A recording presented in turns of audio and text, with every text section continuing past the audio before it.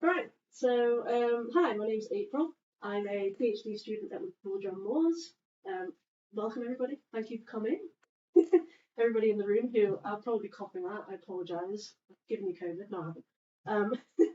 But I'm just coming off of the back of the cold, so I'm going to be a bit congested, unfortunately. But despite doing my PhD in paleoenvironmental reconstruction and more specifically glacial retreat in the US, I wanted to kind of give a more general talk. And I wanted to go back kind of in my academic career and talk about my master's. So I did a master's in quaternary science. Reason why is because I've always had an interest in everything geology, environmental, natural, fossils. And so I did a geography degree because I thought, hey, got everything in there, brilliant. But then I got to the end of my geography degree thinking, okay, I'm going to start like specialising in something now. And I did not want to specialise. So I thought, hey, how about this master's degree in quaternary science where I can study environmental change, glaciers, volcanoes, a bit of everything. And that's why it's a great subject to study. So I'm going to kind of talk us through kind of a crash course of the Quaternary and give you a kind of idea of what happened throughout the period. And this here is my favourite spot, my favourite rock in Snowdonia in Wales. So this is like a perfect example of a glacial valley, and it's kind of what inspired me to go into this subject. So we're going to start off by placing the Quaternary within the geological timeline. And we're going to look at like the concept of the Ice Age and kind of talk about global climate change and how different things affect it, and then kind of go more specifically into regional climate change, and then we're going to kind of jump straight into biostratigraphy, looking at different types of fauna that were within the Quaternary, and kind of like some key developments throughout the period. So this is the geological timeline, might be familiar with it. We've got early life right at the beginning, so wasn't much going on at that period of time. You know, it was just very kind of dead. But during the Cambrian, we had this massive explosion of life, mostly in the seas, and that's why it's the age of invertebrates, because we have lots of marine life, but not much going on the surface of the earth. And then we've got the Mesozoic, which is everybody's favourite, dinosaurs. And then we lead into, after the horrible catastrophic events of the extinction at the end of the Mesozoic, we've got the age of mammals. So that's where we find the Quaternary. We're actually in the Quaternary now. It's the most recent period of geological time. So, and also it's important to mention that the makeup of the continents has varied throughout time. Most famously, we've got Pangaea. During the age of the dinosaurs, a supercontinent. So that changes how global climate works, because you've got different kinds of uplift happening. You've got less land mass around the poles. It's all based around the equator. But once we get into the Quaternary, we've kind of got more of we've got closer to the kind of makeup that we have today. So I want to address the mammoth in the room, and that is the Ice Age, because I think pop culture kind of misled me to think that the Ice Age was one period of time when there was massive ice sheets covering the earth and there was mammoths and things all over the place. But actually, it's way more complicated than that, because we're actually within an Ice Age right now. We're just in a warm period, which is called an interglacial. And the period of time that we tend to think of when we think of the Ice Age is about 20,000 years ago, and that is a glacial period. And throughout the Quaternary, we have had about 50 interglacial glacial cycles. So if you look at this, we've got, see the cursor? Yeah. This is where we're currently at. This is current interglacial. And then we've got the last glacial here, around 20,000 years ago. And the last interglacial, which is the last warm period, and so on and so forth. So this graph doesn't show the entire Quaternary, but you'll understand why later on. And I just wanted to kind of show this because it's a really interesting graph. These are called the marine isotope stages. So I'm going to go into a little bit about explaining how those work, but you can kind of see it's got this really unique sawtooth sort of shape. It's asymmetrical. So oxygen isotopes. How we figure out how these stages came about is through looking at oxygen isotope ratios. So you see over there we've got some sediment cores and some ice cores. What they do is they take samples from these cores, which go back thousands and thousands, millions of years, and they figure out the ratio of isotopes. So specifically, oxygen-16 and oxygen-18. And the reason why is because, as you can see, oxygen-18's got 2 more neutrons than oxygen-16. And that means that it's heavier. So it gets displaced around the environment in very different ways. So this is a confusing diagram to me, maybe not to you, but to me. But I just wanted to demonstrate how it shifts around the environment. So we've got oxygen-18 and oxygen-16 in the ocean. And as evaporation occurs, so water gets taken into the air and turns into clouds. And because oxygen-18 is heavier, 16 gets preferentially evaporated. So more oxygen-16 is going up into the air. And as the air currents move further and further towards the poles, you get more oxygen-18 raining out because it's trying to get rid of the heavier stuff, basically, it's sorting it. And when we get towards the poles, we get way more oxygen-16 getting rained down because there's no oxygen-18 left. So what that means is that ice around the poles has way less oxygen-18. So inversely, when we have hot periods and the ice melts, all of this oxygen-16 rushes back into the ocean. And so you can measure the ratios and you can figure out if it was hot or if it was cold. So now we understand marine isotopes. This is kind of like the general timeline of at least most of the Quaternary. We've got 2 epochs. We've got the Holocene, which is what we're currently in, the warm interglacial period, from now to like 11.7 thousand years ago. And the whole rest of the Quaternary is the Pleistocene, but it's divided into the early middle, the late middle, and the late Pleistocene. And we'll go into why. We kind of have a few different things that break this up. But it's kind of interesting that like the last epoch of the Quaternary is just one interglacial, and it's not, other than like, you know, all of human history being within that time, it's not actually that significant in, you know, in the Pleistocene because we have all of these different glacial interglacial cycles happening. So I just want to give a quick rundown of like how global climate changes, because it's really important to know that to kind of understand why an ice age would happen. And we have a couple different things that are forcing climate. We've got orbital changes and we've got kind of feedback loops and things, because our climate is a very sensitive balance and it hinges on a lot of different things, which is why it's so complicated to reconstruct it and it's so complicated to understand future climate change. So we've got these different orbital patterns, because Earth doesn't just rotate perfectly, you know, circularly around the sun. It moves and it changes over thousands of years.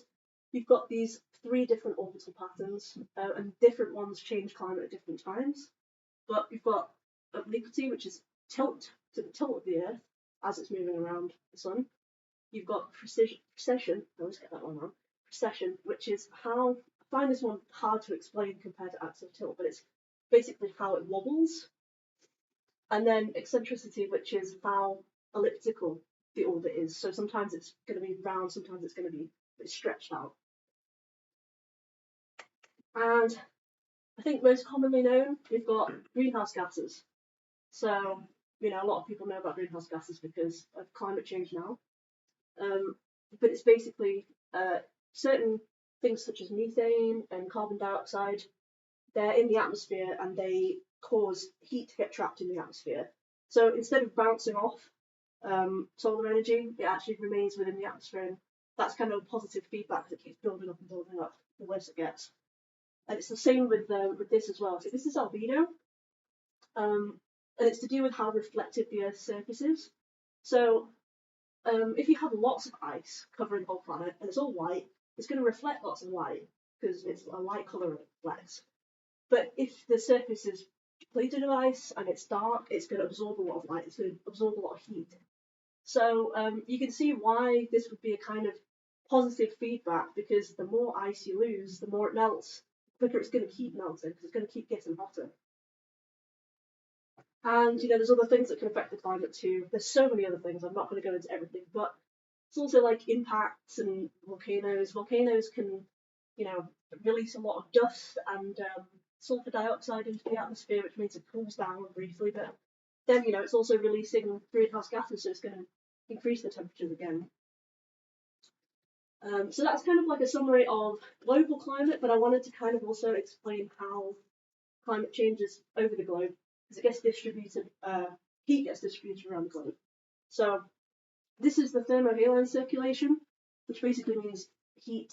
Haline is salinity, so salt. And it's a conveyor belt, which kind of takes heat and hot and cold water and saline water around the Earth. So one of the most important areas of this is the Atlantic meridional overturning circulation. So it's this area in the Atlantic. What's most specifically for us is this bit here, where hot water, hot air gets taken towards us and gets brought back down again, because this is called the Gulf Stream, if you've ever heard of it. And that's actually what keeps us kind of temperate. We're at the same latitude as Canada, so we could be a lot colder if it wasn't for this. So it's really important and really significant to global climate. Like if we didn't have this, and it does slow down during periods of ice melt, so that can really change how stuff is distributed across the planet. So in general, we have lots of different ways to understand climate. We've already talked about ice cores and marine cores, but we've also got evidence from tree rings. Tree rings, of course, it's not going to be as long a record, but it's got yearly records because the rings grow yearly. And they can show you really interesting things like, for example, in the British Isles, you can see around 1976, I think it was, there was a really bad heat wave. And because of that, the rings are smaller. They didn't have much of a chance to grow, they were drowned. So you can actually see things like that and you can correlate them between trees and other types of proxies as well. And you've also got, this is kind of works similarly, these are called varves. So they're like sediment deposits in lakes or in lakes that are produced near a glacier. So sediment gets layered twice yearly, and you can kind of count back in time thousands of years to see how things have changed. What else have we got? We've got pollen. You can look at ancient pollen. That really interests me. You can just take like a sediment core, thousands of years of sediment, and you can look at pollen and see what kind of plants were living in that area when it was buried. And you can also look at things like diatoms or chironomids, which are like, these are little insects and they're very climate specific. They will die out if it's too hot or too cold. They're basically like little midges, really, non-biting midges. It's important. And diatoms, which are like just little things living in the sea. They're microscopic, but have these little glass shells and they're very distinctive and unique. So they're also very sensitive to climate changes. So I just wanted to explain a very basic principle of geology, because I think it's just funny, but it is a law of geology, and it's called superposition. And I was just kind of blown away by the fact that this is a law, because it seems obvious, but it's not really. The fact that something that's at the bottom, say you've got like a cliff, and it's got lots of different stratigraphies, you've got lots of different types of deposits, rocks or sediments, you can tell that the oldest is at the bottom and the youngest is at the top, because it's been buried over time. So yeah, I think for some people that's quite obvious, but it's really important to mention. So I want to kind of also go into biostratigraphy. So it's a type of stratigraphy. We're looking at how different units correlate to each other, the types of things that are living within them. So, for example, you've got like, you know, a little crinoid type thing. You can see how we can kind of correlate different units and see what's within them to try and figure out if they're happening at the same time or within the same climate. I think this is a really useful example, especially in the Quaternary.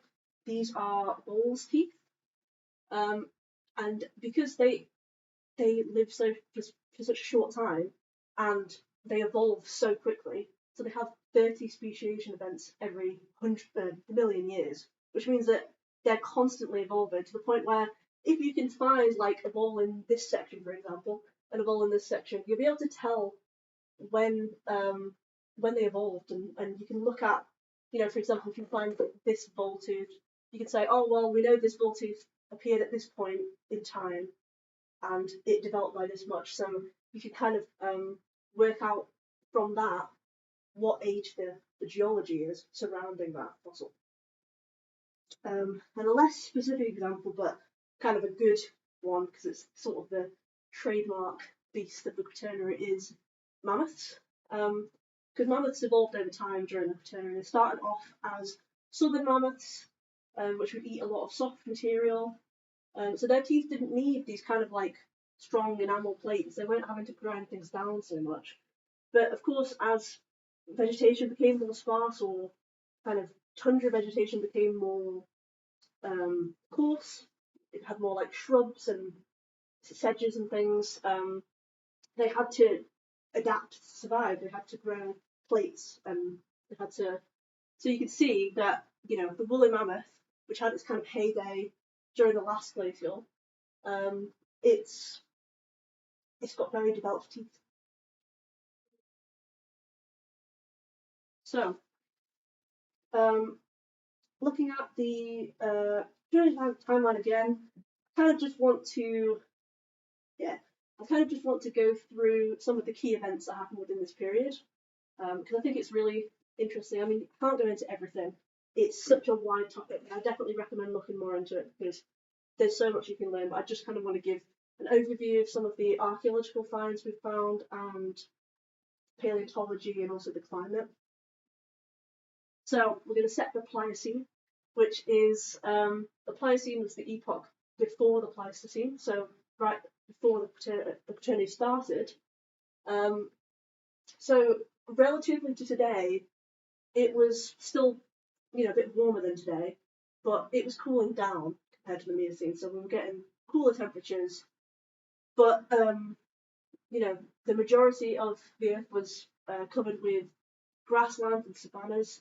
They were losing trees because of wildfires, and this meant that like evolution was favoring grazers, and like elephants that could just graze on grasses, and also it completely, well, it's thought that this climatic change is a reason why humans developed, you know, being able to walk on two legs, because they've gone from kind of foresty environments to grasslands where they have to kind of be on their feet. So we've got the early Pleistocene now. We're going into the Pleistocene, and we have a lot of like key spots, especially in the UK, where we can kind of say this is where this happened. So this is the Red Crags down in Suffolk. I've actually visited there on my master's degree. That was a really cool spot, and this is kind of like a tidally dominated marine zone with lots of bivalves and shark teeth and stuff. That's really cool. I included this image here of this bivalve, this massive one. It was about this big, because I'm sad to report that I got this from the site and accidentally stood on it while I was cleaning my flat, and I've never been more gutted in my life. So unfortunately, I don't have that anymore. But one day, I'll straight back down to Suffolk for that. But you've also got, you know, the first evidence of humans, so footprints, down in, you'll never guess how this is pronounced if you don't know it, Haysborough. And you've got evidence of very early stone tool industries. So you've got kind of like primitive, you can tell that they're being used for purposes like hammering and things, but you don't know, it's not very precise. It's just kind of like, you know, being worked, but it's very early industry, stone tools. and you've still got as well some of the Pleistocene fauna existing. So, any ideas what this might be? You know? Mammoth too? Very close. It's actually it's not a mammoth. It's kind of a bit more like a mastodon, I would say. But they're called. Oh, I can't remember now. But I know that they've got like these big shovelly tusks. They're called like shovelers or something. Like the non-common name, no, not the common name. It's gonna annoy me now. But you know, just to show that we've still got some Pleistocene life hanging about, even while climate is changing so much. And then we've got the mid-Pleistocene transition. So you know, as I said, this doesn't cover the whole Quaternary. This is only the last 850,000 years. But it's important to mention this transition because we go from glacial interglacial cycles that are 41,000 years in periodicity to 100,000 years. And that kind of, you know, you can see with the kind of orbital cycles that we were looking at, obliquity is every 100 years. Yeah, obliquity is every 100 years. That's the tilt. So that, you know, could be forcing that change. You know, we don't entirely know for sure. We can just make guesses about all the different things that come together to make this change happen. But, you know, then we moved into the early middle Pleistocene. So the early middle Pleistocene, the main kind of site for this is down in Norfolk. So in West Runton, they've got so much evidence of. You've got the chroma forest bed, so you've got forests happening in this area with hyenas, and you know, you've got charcoal evidence as well from wildfires. And one of the most famous things to find there was the West Runton elephant. So this is a steppe mammoth. So this was the middle. I'll take it back, but it was the really big mammoth that was kind of existing in the middle of the Quaternary. So, and you've got some improvement to the stuff. So you can see like it's a lot more purpose to it now. They've got a very distinctive shape, but they're going to get more developed from there. And then this is why the middle Pleistocene is divided up. There's the Mid-Quaternary shift, which was a shift from kind of moderate into glacial. So you can see these peaks here a little bit shorter than these peaks here, because interglacials kind of got a lot warmer after this point. I can't remember why that is, so that's helpful.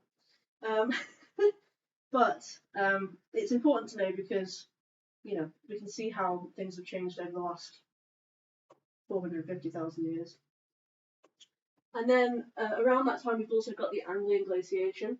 So you know, this is an image of the last glaciation. See how far the ice came down. Didn't even cover Sheffield, but during the Anglian, which was MIS 12, covered the whole of the UK pretty much. And because, you know, when ice sheets grow and they shape the landscape, if they come to the same point every single time, they're going to keep eroding things away. So maybe we have less evidence of like previous glaciations from this area. But because the ice didn't come out as far during the future glaciations, we've got evidence, as you can see, in places like Norfolk. There's a really big glacial ridge of material that's been deposited by the glacier, and that gets preserved because it's not being swept over by glaciers again and again. So we've got some really interesting evidence from around that time. And then after that, we go into the late middle Pleistocene. So this is some really interesting work from Danielle Shreve, who's amazing. She's based at the Royal Hollow, which is where I did my masters. And I'm very lucky to do a really cool project underneath there, looking at like different fossils and trying to reconstruct what environments they were coming from. But this diagram shows the Thames Basin. So it's a set of terraces where the Thames used to be. And they basically form by when the river floods, it leaves deposits on the floodplain, and they keep building up and building up. But as time passes, the river incisors and keeps moving downwards. So you get this really cool step development, and the stuff at the top is older than the stuff at the bottom. And as you can see here, they've kind of demonstrated how the different deposits correspond to different interglacials. So you've got the Swanscombe deposits, which were just after the Anglian glaciation. And I had to choose one specific creature to kind of show off from that time. It was the cave bear, because, I mean, a 3-meter tall bear, that is terrifying, but very cool. And you've also got tools developing further and further. So you can see this flint tool is a lot more precisely shaped. And as we go into, I kind of blanked this out for a reason, because the next slide, this is representing 5E, which is the last interglacial right here. But the last interglacial has a really cool site, which is the under Trafalgar Square. So in the 1950s, they were doing some work there, and they found these amazing deposits of hippo skeletons, fallow deer, horses, lions, basically everything that's just an indicator of an interglacial period. And it's kind of just crazy to think about how there was hippos roaming around underneath London at a point, but not underneath London, but around London at that time. And yeah, I just find that really cool. I got to see one of these hippo skulls that they'd unearthed from under Trafalgar Square at my uni, because it's at the University of London, so it's yeah, they have lots of really cool fossils there. And yeah, it's the humans. So there's no evidence of humans in the British Isles at this time. Now, we shouldn't classify no evidence as evidence of them not being there. Sometimes, as we know, fossils just don't get preserved sometimes. Things don't get preserved. Can't guarantee that something not being there means that it wasn't there. Maybe it just hasn't been well preserved. But it is interesting, because if you look at this diagram here, you can see that there's a land bridge in periods of glaciation. So you've got when sea level drops, because it's being preserved in ice sheets. You've got the ability to walk from Europe to Britain, which is how people got to Britain in the first place. But of course, when the ice melts, the sea level goes back up, and just like we are today, we're cut off from the mainland. So they think that potentially during this interglacial, humans were cut off, and so that's why we have no evidence of archaeologists at that time. But between the last interglacial and the last glacial, not entirely sure when, maybe MIS3, about 40,000 to 50,000 years ago, we lost Neanderthals. So Neanderthals were a different species of human, and we eventually developed into the modern humans we are today. But some people have the kind of misbelief that they were, they were stupid, they were less good, and that's why they died. But that's not the case. The most common thing now that we think is that actually there was just mating going on between humans and Neanderthals, and that's why Neanderthals just disappeared.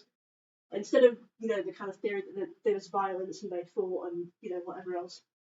There's also the belief maybe that Neanderthals were in smaller groups than humans, so they just kind of got outnumbered. And yeah, there's a lot of different potential theories, but there's no really leading theory about why.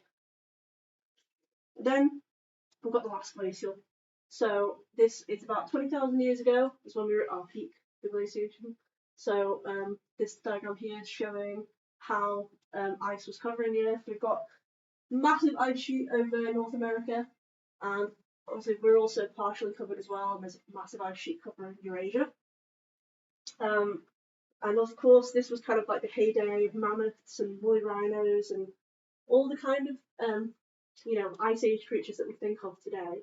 But it took a lot of development to get to that point. You think of how mammoths changed over that time. They looked so different to become the kind of woolly mammoths that developed into the ones we kind of think about when we think of like mammoths in pop culture. And this is an image from above of that site I showed you at the beginning, where I was sitting on my favourite rock I said earlier, because it just shows you that beautiful glacial valley. It shows how we've got all this amazing surface evidence of rocks and how glaciers have shaped the landscape, and the best evidence that we have comes from that. So, and then of course we've got the Holocene, which is the period we're in right now. So it's the interglacial, warmer temperatures, a little bit cooler than the last interglacial, but you know we're everything we have, everything we know of human history is within this period of time. So other than ancient history, but I think there's a really sad story about the last mammoth. Do you know how long ago the last mammoth died? Any idea? No? Wow. So they got kind of pushed and pushed further and further north into Russia, and the last woolly mammoth is thought to have been stuck on an island to the east of Russia, Wrangel Island or Wrangel? I think it's Wrangel Island, 4,000 years ago. So to think that there is mammoths, you know, walking on this planet 4,000 years ago, which is I think is like the Bronze Age, that blows my mind. That's crazy to me. But it's kind of sad because they got cut off from the mainland and they kind of got smaller and they didn't have much to eat. So, you know, it's a bit of a sad end for the woolly mammoth. But I thought I'd also include this image because this is a Sumatran rhino. And woolly rhinos are thought to be a really close ancestor of the Sumatran rhino. And you can see why. Because I never realised that Sumatran rhinos had fur. But you know, the babies especially, you can see it on them. So it's just really cool to be able to like kind of connect now to the past in that sense, because we often think that like mammoths and things are so far removed from what we know now. So yeah. And the last kind of thing I wanted to go into is the concept of the Anthropocene. So there's kind of an idea within scientific circles that we should redefine, we should add a new epoch called the Anthropocene, and that would be, you know, there's a couple of different ideas of when it should have started. Either when agricultural practices first began thousands of years ago, and when we first started changing the planet, or is it when we started pumping gases into the atmosphere, or is it when we, you know, we added plastics into the environment? Because those plastics are going to stick around for a very long time. Like if we had a deposit from our period of time, there's going to be a lot of plastic in there, so it really does define us. So it's called the Anthropocene because it's influenced by humans, and we are impacting the environment, impacting the climate. But should we define it as a separate epoch? The Union of Geological Sciences said no. They've just rejected this like last month. It's been a big debate, a hot topic for like the last 10 years, but they've kind of officially just said no, we're not going to define it separately.